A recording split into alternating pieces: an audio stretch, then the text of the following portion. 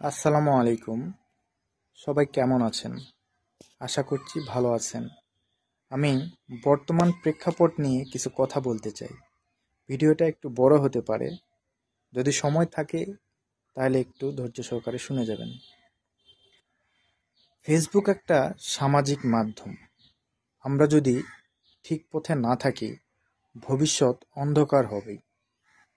আজকাল ফেসবুক যেন একটা অপসংস্কৃতির আস্তানা হয়ে উঠেছে, যেখানে অশ্লীলতা, যাচ্ছেতাই কন্টেন্ট, সস্তা বিনোদন আর ভুয়া জনপ্রিয়তার পেছনে দৌড় এসবই হয়ে উঠেছে নিউ নর্মাল। অথচ এই প্ল্যাটফর্মটা ব্যবহার করা যেত জ্ঞান, সৃজনশীলতা আর মানবিকতা ছড়িয়ে দেওয়ার কাজে। কি কি অপকারিতা হচ্ছে চলুন দেখি। ১ নম্বর, নৈতিক অবক্ষয়। যাচ্ছে তাই ভাষা, অশ্লীল পোশাক, অশালীন নাচ গান, বিশেষ কিছু মেয়ে বা মহিলারা করছে এগুলো। আচ্ছা, এসব দেখে কিশোর তরুণরা ভুল বার্তা পাচ্ছে। তারা ভাবছে এটাই হয়তো আধুনিকতা।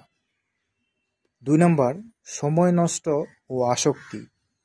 ঘন্টার পর ঘন্টা স্ক্রলে ডুবে থাকা, নিজের জীবন গঠন বাদ দিয়ে শুধু লাইক, কমেন্ট, ভিউ বাড়ানোর পেছনে ছোটা একটা ভয়াবহ মানসিক ব্যাধির দিকে ঠেলে দিচ্ছে ভবিষ্যৎ প্রজন্মকে। ৩ নম্বর, ভুয়া জনপ্রিয়তার প্রতিযোগিতা। যারা প্রকৃত শিক্ষা, মূল্যবোধ, মেধা দিয়ে কিছু দিতে পারত, তারা হারিয়ে যাচ্ছে, কারণ তারা এসব নাটক করতে পারে না। সমাজের মানদণ্ড নেমে যাচ্ছে। ৪ নম্বর, সহানুভূতির অভাব। মানুষের কষ্ট, মৃত্যু, বিপদ এসবকেও এখন কেউ কেউ কন্টেন্ট বানিয়ে মজা নিচ্ছে। এতে মানুষের ভেতরকার মানবিকতা ধীরে ধীরে হারিয়ে যাচ্ছে। ভবিষ্যৎ প্রজন্মের জন্য বিপদ কি? এই কন্টেন্ট কালচার আমাদের ভবিষ্যৎ প্রজন্মকে করে তুলেছে নৈতিকতাহীন, আত্মকেন্দ্রিক এবং বাস্তবতা থেকে বিচ্ছিন্ন।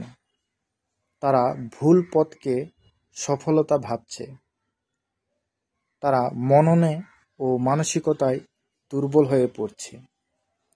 বাস্তব জগতে সম্পর্ক, মূল্যবোধ, দায়িত্ববোধ সব হারিয়ে যাচ্ছে। শিক্ষা ও চিন্তাশক্তি হ্রাস পাচ্ছে, কারণ মস্তিষ্ক সারাক্ষণ বিনোদনে ডুবে। আচ্ছা, কথাগুলো কি আপনারা মিলাতে পারছেন? আপনার আশেপাশে তাকিয়ে দেখুন তো। পরিস্থিতি এমন দাঁড়ায় গেছে যে এই কন্টেন্ট কালচার আপনাকে আমাকে সহ তরুণ প্রজন্মকে এমনভাবে গ্রাস করছে, মানে অরিজিনাল পাগল এবং এই কন্টেন্ট ক্রিয়েটরের পাগল দুটোকে আলাদা করা খুব মুশকিল হয়ে গেছে। কন্টেন্ট ক্রিয়েটরের পাগলামির কাছে অরিজিনাল পাগলদের পাগলামি মানে জায়গা পাচ্ছে না। কি বলবো, আর বলার মতো ভাষা পাচ্ছি না। তো আমাদের এখান থেকে ফিরে আসতে হবে। বাস্তবতা থেকে দূরে গেলে আমরা কখনোই টিকতে পারবো না। হতাশা ঘিরে ধরবে, আমরা কোথাও স্থান পাবো না। আসলে এটা একটা মনস্তাত্ত্বিক ব্যাপার। এই যে কন্টেন্ট ক্রিয়েটর বা অনলাইনের জগৎ, এটা হচ্ছে একটা মনস্তাত্ত্বিক ব্যাপার, যার কোনো কি বাস্তব কোনো কিছু এক্সিস্ট করে না। নেট থাকলে আপনি কানেক্ট হতে পারবেন, নেট না থাকলে আপনি বোকা বনে যাবেন, এবং এভাবে আপনার ভেতরে একটা মানসিক অস্থিরতা তৈরি হবে। তো আমাদের এখান থেকে ফিরে আসতে হবে। আমাদের পরবর্তী ভিডিওতে আমি জানাবো যে আমাদের কি করতে হবে। আশা করছি আপনারা ভিডিওটা দেখবেন। ধন্যবাদ।